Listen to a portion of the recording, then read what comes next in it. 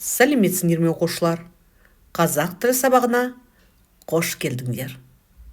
Бүгін қайталау сабағы. Мақсаты қоршаған ортаны қорғау бөлімі бойынша алған білімін бекіту. Сегодня у нас урок повторения. Закрепление знаний, полученных по разделу «Охрана окружающей среды».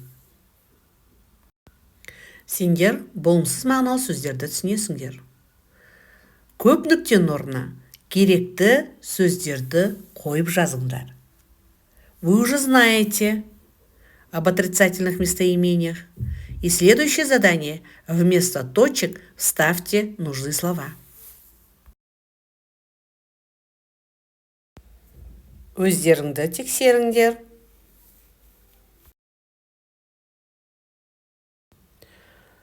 Келесі тапсырмада суретке қарап сөйлем құраңдар. Бұл жерде топтау сан есім қолданасыздар. По картинке составьте предложение, используя разделительные и числительные. Тамаша, өздеріңді тексеріңдер. Келесі сұрақтарға жауап беріңдер. Сандарды жинақтап қолдан. Ответьте на вопросы, используя собирательные и числительные. Жарайсыңдар, балалар. Өздеріңді тексеріңдер.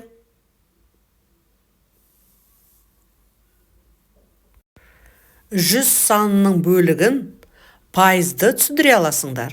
Олай болса, келесі тапсырмаларды орындаңдар. Бірінші, сөйлемдерді сандармен толықтырыңдар. Екінші, суретті түсіндіріңдер. Дополните предложение цифрами, то есть в процентном соотношении. И второе задание. Объясните данную диаграмму.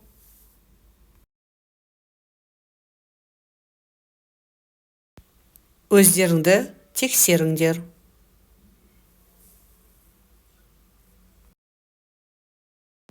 Келесі тапсырмада үлгіні пайдалана отырып, дейін, шейін сөздермен сөйлем құраңдар. По образцу составьте предложение с послелогами дейін, шейін, кейін.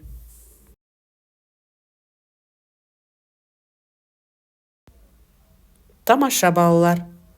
Өздеріңді тексеріңдер. Мәтінді тыңда. Белгісіз мағынадағы сөздерді қолдана отырып, сөйлемдерді толықтыр. Послушайте текст и дополните, вставляя пропущенные неопределенные местоимения. Өздеріңді тексеріңдер.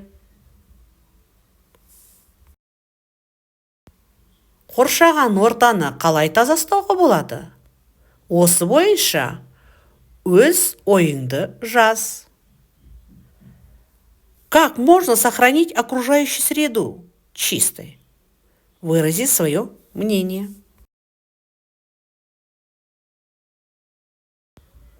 Өз жауаптарыңды осы жауаппен салыстырып тексеріңдер.